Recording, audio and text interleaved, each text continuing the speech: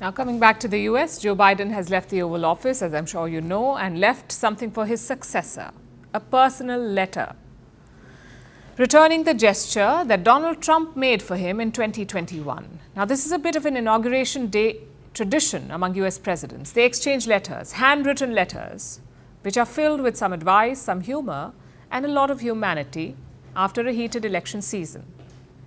So let me ask you this. When was the last time you wrote a letter? Actually, when was the last time you wrote anything more than a few pointers?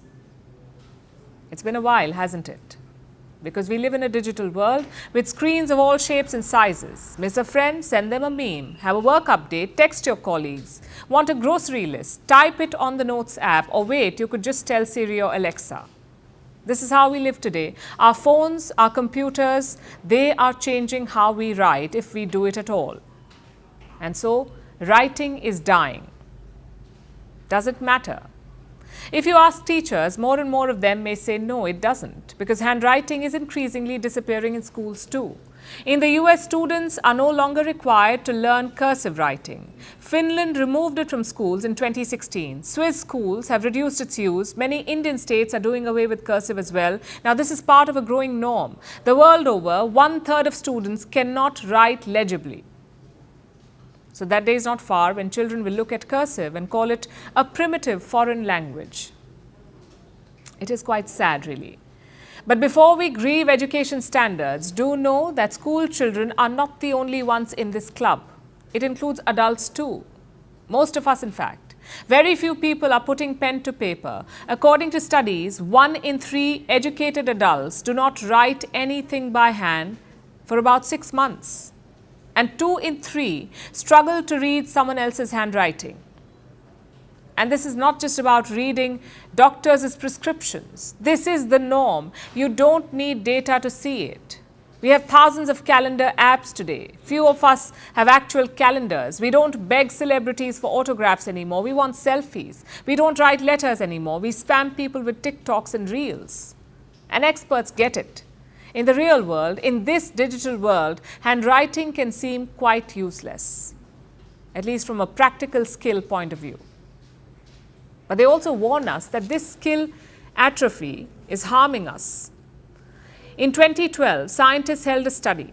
They sat down a group of preschool children and they asked them to learn letters. And the children did this in 2 ways. First, by writing them out by hand, and second, by typing them on a keyboard. And later, the children were put under an MRI scanner. They were shown the various letters and their brains were mapped. Now, for those who practiced by hand, scans showed their brains light up. They were highly activated because they processed information deeply. On the other hand, the activation was much weaker for those who learned by typing because writing by hand has many benefits. It can stimulate visual recognition. It improves learning ability, it boosts retention, it improves memory in general. So the loss of writing by hand means the loss of cognitive skills and in many ways the loss of your being, of your personality. Scrawled writings show us a painter's head full of ideas. Careful writings tell us about a monk's discipline because your handwriting is a marker of who you are. For thousands of years, handwritings have taught us about entire civilizations. They show us how humans made their thoughts visible to each other. They help us trace our history.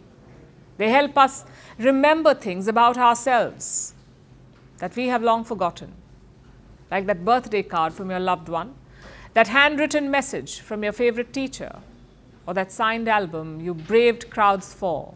So losing handwriting is a sign of our times. But to live without it is to lose some of our humanity. From breaking news to the day's biggest controversies, shedding light on the world's top headlines,